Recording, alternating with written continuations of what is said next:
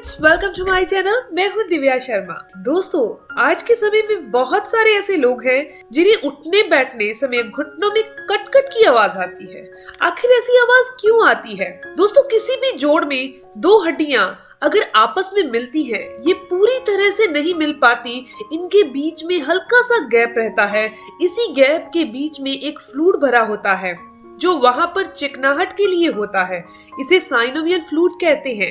ये जो synovial fluid होता है, ये दोनों हड्डियों के बीच में ग्रीस का काम करता है, जिससे हड्डियां आपस में रगड़ नहीं खाती और इन दोनों हड्डियों को आपस में जोड़ कर रखती है। कार्टिलेज, लिगामेंट, ये किसी भी जॉइंट से कनेक्टेड टिश्यूज होते हैं। आइए जानते हैं इनमें से आवाज आती क्यों है। दोस्तों, ये जो जोड़ या फिर जॉइंट होते हैं, ये जब मूवमेंट करते हैं, जोड़ों में जो साइनोवियल फ्लूइड होता है वो मूवमेंट होने के साथ एयर बबल बनाते हैं, यानी छोटे छोटे गुब्बारे जैसे बबल बनते हैं। उठते बैठते समय, सीढ़ियां चढ़ते समय ये एयर बबल फूटते हैं और वहां से कटकट की आवाज आती है, जिसे क्रैकिंग साउंड भी कहते हैं। नॉर्मली इस तरह की आवाज से हमें किसी भी तरह का दर्द या फिर किसी भी तरह की तकलीफ नहीं होती। लेकिन दोस्तों, इस तरह की आवाज के साथ साथ अगर आपको दर्द महसूस होता हो तो इसे कभी भी इग्नोर नहीं करें। इसीलिए आपको अलर्ट होने की जरूरत है, क्योंकि यह कोई बीमारी का संकेत हो सकता है। कार्टिलेज टिश्यूज में या फिर जॉइंट के अंदर खराबी हो सकती है। दोस्तों, ऐसा अक्सर उन लोगों में देखा जाता है जो एक खास उम्र पार कर लेते हैं, यानी कि जो उम्र दराज हो जाते हैं, क्योंकि उम्र बढ़ने के साथ साथ जॉइंट में जो ग्रीस होती है वो कम होने लगती है। जो लिगामेंट टेंडेंसी है वो कमजोर होने लग जाती है, जिससे इस तरह का दर्द होने लगता है। ये केस उन लोगों में भी देखा जाता है जिनका किसी भी तरह का एक्सीडेंट हो चुका हो। एक्सीडेंट में अगर घुटने में चोट लग जाती है तो भी ये दर्द हो सकता है। या फिर जो एथलेटिक्स होते हैं, जो खिलाड़ी होते हैं, जो ज्यादा रनिंग करते हैं, उनमें भी इस तरह का दर्द देखा जा सकता है।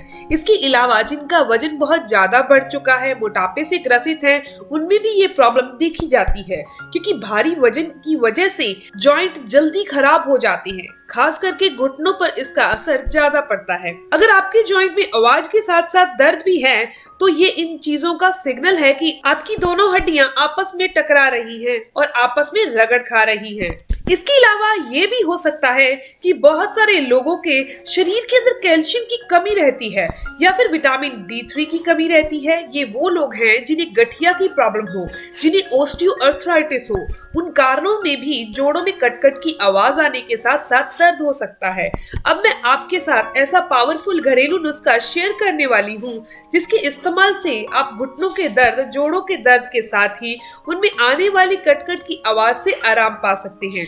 इसके लिए सबसे पहले दोस्तों, आपको घी को अपनी डाइट में शामिल कर लेना है। दोस्तों, कम से कम 2 से 3 चम्मच घी आप रोजाना खाना शुरू कर दीजिए।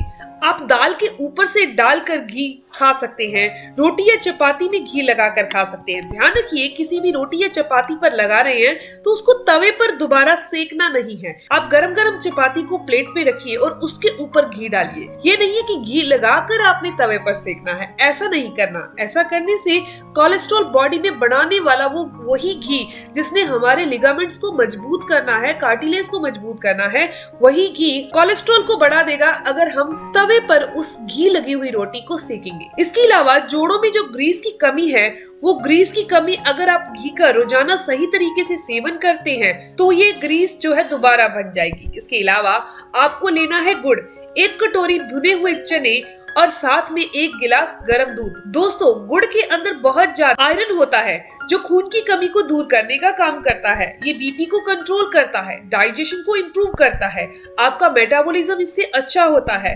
इससे दोस्तों पेट हेल्दी रहता है और पेट हेल्दी रहने के साथ 70% बीमारियों से आप बचे रहते हैं। इसके अलावा गुड़ में भरपूर मात्रा में कैल्शियम और फास्फोरस भी होता है जो हड्डियों को वज्र के समान मजबूत कर देता है। साथ ही साथ आपके शरीर को पूरा दिन एनर्जेटिक भी रखता है।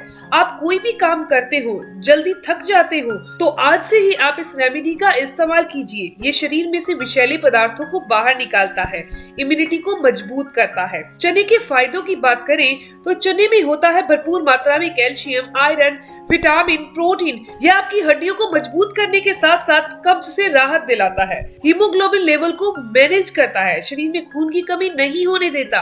इसके लिए आपको करना क्या है, चने और गुड़ को चबा चबा कर खा लेना है, ऊपर से 1 गिलास गुनगुना दूध पी लेना है। ऐसा आप रोजाना करेंगे तो इससे आपके शरीर में कैल्शियम की कमी नहीं होगी। जॉइंट पेन में आप आराम मिलेगा, उठते बैठते समय कटकट की आवाज आना बंद हो जाएगी।